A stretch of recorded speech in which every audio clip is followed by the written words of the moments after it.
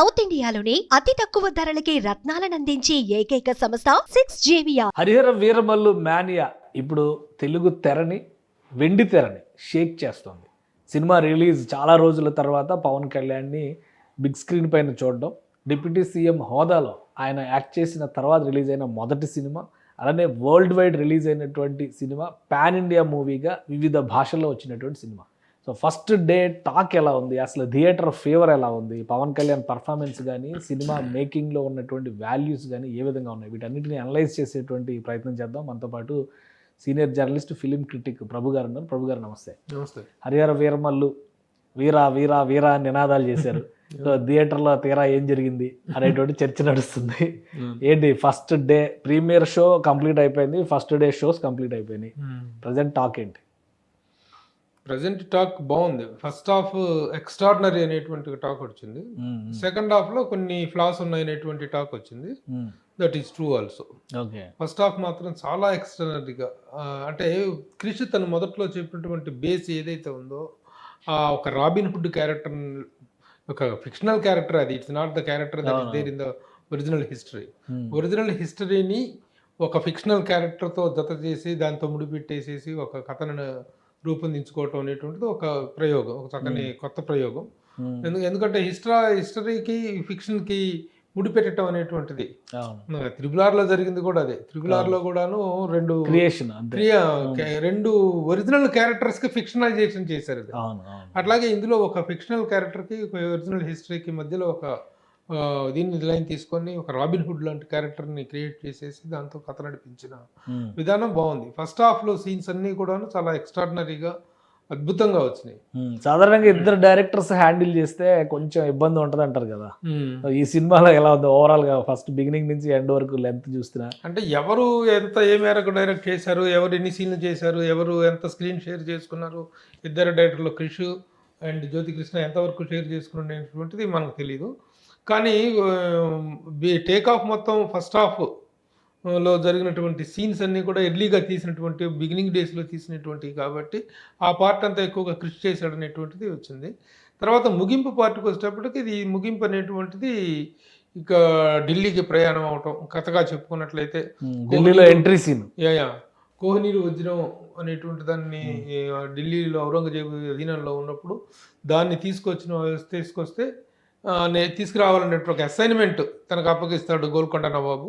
ఆ నవాబు ఇచ్చినటువంటి అసైన్మెంట్ అది కూడాను, ఆ గోల్కొండ నవాబు దగ్గరికి తను వెళ్ళటం కూడాను హీరోయిన్ నిధి అగర్వాల్ చేసినటువంటి ఒక చిన్న ట్రిక్కిష్ వల్ల అక్కడ దొరికిపోతాడు, గోల్కొండ నవాబుకు దొరికిపోతాడు. అప్పుడు గోల్కొండ నవాబు ఆ వజ్రాన్ని తీసుకొచ్చేటువంటి అసైన్మెంట్ తనకి ఇస్తాడు. ఆ ప్రాసెస్లో ఒక 15 మంది 12 మంది అక్కడి నుంచి బయలుదేరి ఢిల్లీకి ప్రయాణం అవటం, ఆ ప్రయాణంలో ఎదురైనటువంటి అనుభవాలు ఈ నేపథ్యంలో అంటే కథపరంగా మీకు ఎలా అనిపించింది? ఎందుకంటే ఇప్పుడు ఫిక్షనల్ క్యారెక్టర్ ఏదో 1-2 అంటే అనుకోవచ్చు. ఇప్పుడు త్రిబులార్లో కూడా ఇద్దరు క్యారెక్టర్లు అంతే, అల్లూరి సీతారామరాజు, కొమరం భీమ్ అనేటువంటి ఇద్దరు రియల్ లైఫ్ పర్సనాలిటీస్ని తీసుకుని కథ అల్లుకున్నారు. కానీ ఇక్కడ చాలా మంది కనిపిస్తూ ఉంటారు. ఔరంగజేబు కానీ ఇప్పుడు హరిహర వీరమల్లు క్యారెక్టర్ కూడా ఒక ఇన్స్పిరేషన్. తెలంగాణలో ఒక విధంగా తెలంగాణ నుంచి వచ్చినటువంటి యోధుడు సర్వాయి పాపన్న అనేటువంటి చర్చ నడుస్తుంది. ఇంకొక పేరు కూడా వినిపిస్తా ఉంది. కాదు ఏమీ కాదు, ఒక ఇన్స్పిరేషన్ మాత్రమే అని చెప్పని. అది మాత్రం 100% ఇది ఏ పాత్రకి సర్వాయి పాపన్నకు కానీ ఇంకొక దానికి కానీ ఒక హిస్టారికల్ క్యారెక్టర్కి ఉన్నటువంటి రిజంబ్లెన్స్ అయితే లేదు. Total fictional character. ఆ రోజుల్లో తిరగబడిన ఒక యువకుడు, ఒక రాబిన్ హుడ్ లాంటి ఒక యువకుడు, who stands for the poor. అంటే రాబిన్ హుడ్ క్యారెక్టర్ అనేది మనకు తెలిసిందే, ఉన్నోడిని కొట్టు లేనోడికి పెట్టు క్యారెక్టరైజేషన్. అది ఆ క్యారెక్టర్ కల్పితమైన క్యారెక్టర్. ఏ క్యారెక్టర్ ఏ హిస్టారికల్ లేదు. కాకపోతే తీసుకున్న టైం పీరియడ్ మాత్రం ఔరంగజేబు. మిగతా క్యారెక్టర్స్ కూడా ఉన్నాయి కదా. ఇప్పుడు ఔరంగజేబు క్యారెక్టర్ రియల్ లైఫ్ లో ఉన్న క్యారెక్టర్, గోల్కొండ నవాబు క్యారెక్టర్ అక్కన్న మాదనలో ఉన్నారు, కోహినూర్ డైమండ్ అని ఇప్పటికే చర్చ నడుస్తుంది. సో దాని చుట్టూ కథ అల్లినటువంటి విధానం కన్విన్సింగ్ గా ఉంది. అది కన్విన్సింగ్ గా ఉంది. ఆ రోజుల్లో ఒక ఫిక్షనల్ క్యారెక్టర్, ఒక హీరో దాన్ని తీసుకురావడానికి వెళ్ళడానికి ప్రయత్నించాడు. దానికి తోడు కాంటెంపరీగా ఆ రోజుల్లో జరిగినటువంటి హిందువుల మీద జరిగినటువంటి అరాచకాలు, ఔరంగజేబు చేసినటువంటి అరాచకాలు, సొంతగా కన్న తండ్రిని చంపి తమ్ముడిని చంపినటువంటి వాడు, కన్న తండ్రిని జైల్లో పెట్టినటువంటి వాడు అనేటువంటి చరిత్ర మనం చదువుకున్నాం. అలాగే హిందూ దేవాలయాల మీద కానీ, హిందూ ధార్మిక వ్యవస్థల మీద కానీ అతను ఎలాంటి దాడి చేశాడు అనేటువంటిది అతనికి చరిత్రలో తెలిసినటువంటి విషయం. ఇప్పుడు ఆ ప్రాసెస్లో అతను చేసిన అరాచకాలని ఎదుర్కొంటూ అతను వెళ్ళటం, ముఖ్యంగా ప్రీ క్లైమాక్స్లో అక్కడ ఢిల్లీ చేరిన తర్వాత ఢిల్లీలో అక్కడ హిందువుల మీద చేసినటువంటి అరాచకాలు, వాళ్ళు ఊరేగింపుల మీద కానీ, వాళ్ళ ఉత్సవాల మీద కానీ, వాళ్ళ దేవుళ్ళ మీద కానీ, వాళ్ళ వ్యవస్థ మీద కానీ, హిందూ వ్యవస్థ మీద కానీ అతను చేసిన అరాచకాలు అందరికీ తెలిసినటువంటి వాటిని ఇంప్లిమెంట్ చేసుకుంటూ వెళ్ళటం జరిగింది. ఎలా తీశారు అది? అంటే మన మామూలుగా సనాతన ధర్మం అని చెప్పని పవన్ కళ్యాణ్ గారు మాట్లాడుతూ ఉన్నారు. ఇంకో వైపు నుంచి చూస్తే మనదేమో సమాన ధర్మం, అన్ని లౌకికవాదం, అన్ని మతాలకి మనం ప్రాధాన్యం అనేటువంటి ఒక సెన్స్లో ఉంటాం. సో ఒకరికి అనుకూలంగా చెప్పారని ఇంకొకరు వ్యతిరేకిస్తున్నట్టు అయిపోద్ది కదా. సో ఈ మేకింగ్లో కానీ సినిమాలో ఆ ప్రజెంటేషన్ ఎలా వచ్చింది? ఆ ప్రజెంటేషన్ ఎవరు ప్రశ్నించడానికి వీల్లేదు. ఎందుకంటే ఇది గతంలో జరిగినటువంటి చరిత్రలో చెప్పినటువంటి వాస్తవాలే, చరిత్రలో ఉన్నటువంటి వాస్తవాలే. ఇప్పుడు కొత్తగా ఏదైనా మనం సనాతన ధర్మము, సమధర్మము, ఇతర మతాలతోటి క్లాష్ అనేటువంటి విషయం మీద వచ్చినప్పుడు ఆ చర్చ అనేటువంటిది రకరకాలుగా వెళ్ళేటువంటి అవకాశం ఉంది. ఇక్కడ మాత్రం జరిగిన చరిత్రలో జరిగినటువంటి వాస్తవాన్ని ఈ సినిమాలో చూపించడం జరిగింది. ముఖ్యంగా ఔరంగజేబు పరిపాలనలో, మొఘల్ సామ్రాజ్య పరిపాలనలో అతను చేసినటువంటి అరాచకాలు, అతని దాదాపు 50 సంవత్సరాల పాటు 88 ఏళ్ల వయసులో చనిపోయాడు. ఆ సంవత్సరాల పాటు 1658లో అతను సింహాసనాన్ని అధిష్ఠించి అప్పటి నుంచి చనిపోయిన దాకా అతని పాలన అనేటువంటిది ఒక నిరంకుశమైనటువంటి రాజుగా, ఒక మొఘల్ సామ్రాజ్యంలో అతనిది ఒక greatest dynasty, but most cruel dynasty, cruel towards Hindus అనేటువంటిది అందరికీ తెలిసినట్టు విషయం. దాన్ని ఇంకార్పొరేట్ చేసుకుంటూ వెళ్ళటం జరిగింది. ఈ మధ్య కాలంలో చావా సినిమా ఒకటి వచ్చింది. అది వచ్చిన తర్వాత అంటే ఛత్రపతి శివాజీ గారి కొడుకు సంభాజీ మహారాజ్ చేసినటువంటి, ఇతనికి వ్యతిరేకంగా చేసినటువంటి పోరాటం. ఇప్పుడు ఇది అన్ని భాషల్లో వచ్చింది, 5 భాషల్లో వచ్చింది. ఎట్లా వచ్చింది? ఆ చావాతో కూడా కొంతమంది పోలుస్తున్నారు, రివ్యూస్లో అట్లా వస్తూ ఉన్నాయి. బట్ సినిమాలో ఆ ప్రజెంటేషన్, ఆ ప్లెజెంట్నెస్, ఆ రేంజ్ పర్ఫార్మెన్స్ కనబడి అదైతే గ్యారంటీగా ఉన్నాయి, డెఫినెట్గా ఉన్నాయి. ఎందుకంటే ఆ కాలాన్ని తీసుకున్నప్పుడు ఆ కాలంలో ఉన్నటువంటి పరిస్థితులు, ఆ కాలంలో అంటే జిజియా పన్ను విధింపు అనేటువంటిది కానీ, ఇవన్నీ కూడా అప్పుడు జరిగినటువంటి వాస్తవాలు, ఆ వాస్తవాన్ని ఒక ఫిక్షనల్ క్యారెక్టర్కి ఫ్యూజ్ చేసి తీసినటువంటి విధానం బాగుంది. ఆ సబ్జెక్ట్ ఎన్నుకున్న విధానం బాగుంది. ఓవరాల్గా పర్ఫార్మెన్సెస్ పాయింట్కి వస్తే పవన్ కళ్యాణ్ రియల్లీ రోల్డ్ చాలా అద్భుతంగా చేశారు. చాలా సీన్స్లో తన పర్ఫార్మెన్స్ కానీ, తన అపీరెన్స్ కానీ చాలా బాగుంది. Pawan Kalyan feast to the fans, no doubt about that. ఆ అపీరెన్స్ తర్వాత మిగతా క్యారెక్టర్స్ కూడాను ఎక్కడ బోర్ కొట్టడం, సినిమా ల్యాగ్ అనిపించడం అనేటువంటి జరగలేదు. టు వాట్ ఎక్స్టెంట్ అంత ఇమోషనల్గా అసలు ఎప్పుడు చూడండి ఒక ఇమోషనల్ జర్నీ చేసామని అయితే మనం చెప్పలేం, కానీ ఎక్కడ బోర్ కొట్టదు. సినిమా చూస్తున్నంతసేపు ఇట్ గోస్ ఒక అన్ఇంటరప్టెడ్గా, ఎక్కడ సీటెడ్ జీ ఇదే ఉందని మనం చెప్పలేం. కానీ ఫస్ట్ పార్ట్ అసలు స్టోరీ పరిగెడుతున్నట్టే ఉంటుంది. స్టోరీ ఫస్ట్ పార్ట్ లో మాత్రం చిన్న సీటెడ్ జీ ఇది ఉంటుంది, కానీ సెకండ్ పార్ట్కి వచ్చిన తర్వాత కొంచెం ఇదేనటువంటి మాట వస్తుంది. తర్వాత మిగతా ఆర్టిస్టులు, ఎందుకంటే చాలా చర్చ జరిగింది.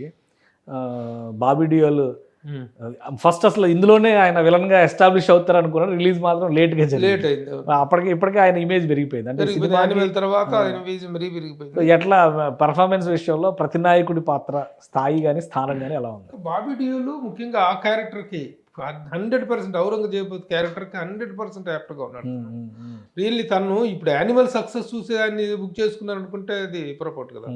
యానిమల్ అంటే ముందే ఈయన్ని బుక్ చేసుకోవటము, దాంట్లో అద్భుతమైన పర్ఫార్మెన్స్ ఇచ్చాడు తను.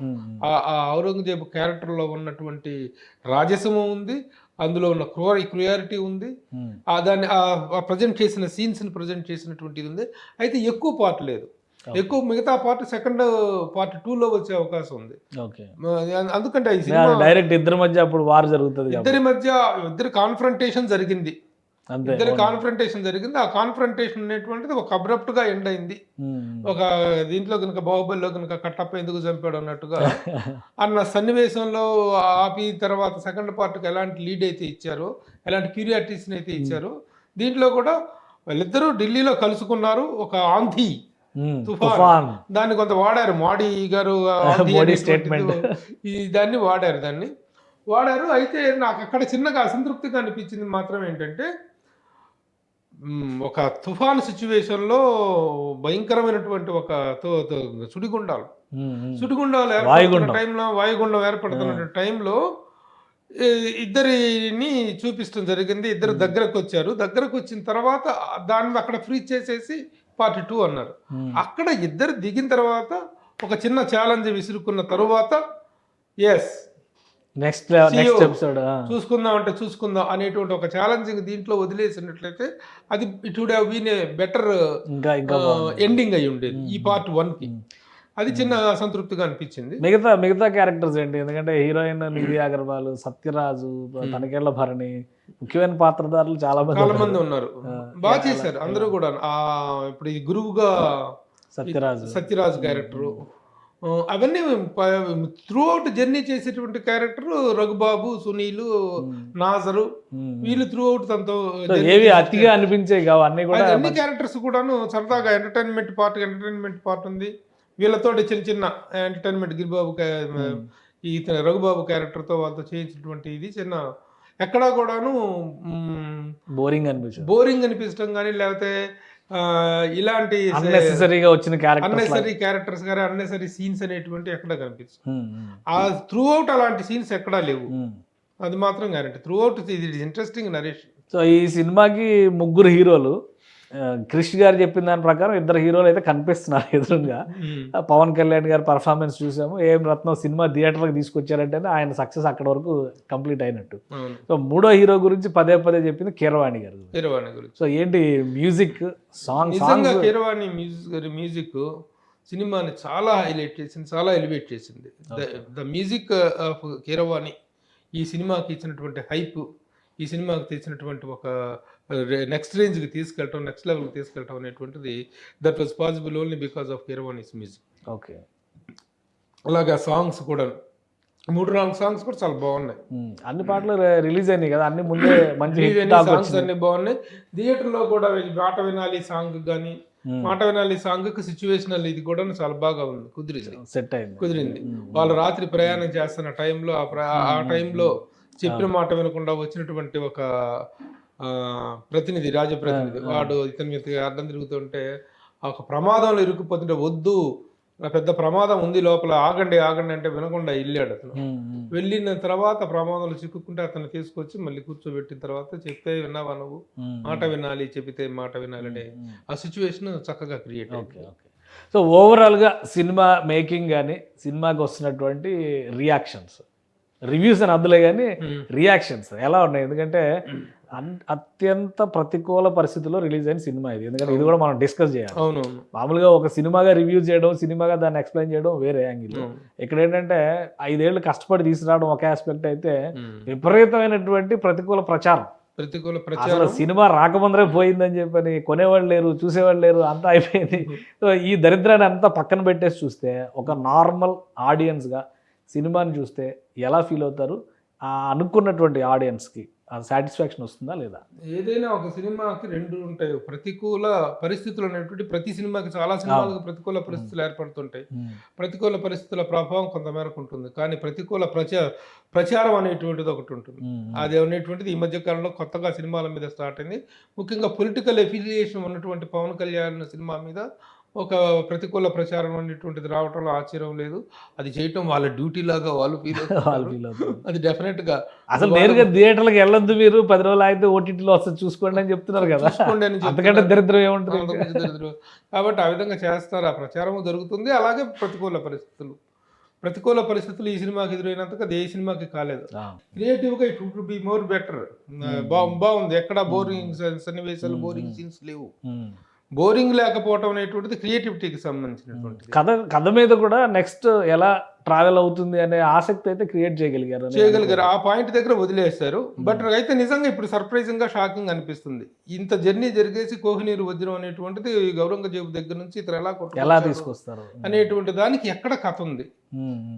ఆ తర్వాత అంత కథ ఎక్స్పాండ్ చేయడానికి అవకాశం ఉందా అనేటువంటి సందిగ్ధంలో ఆ విమర్శకు అవకాశం ఉంది.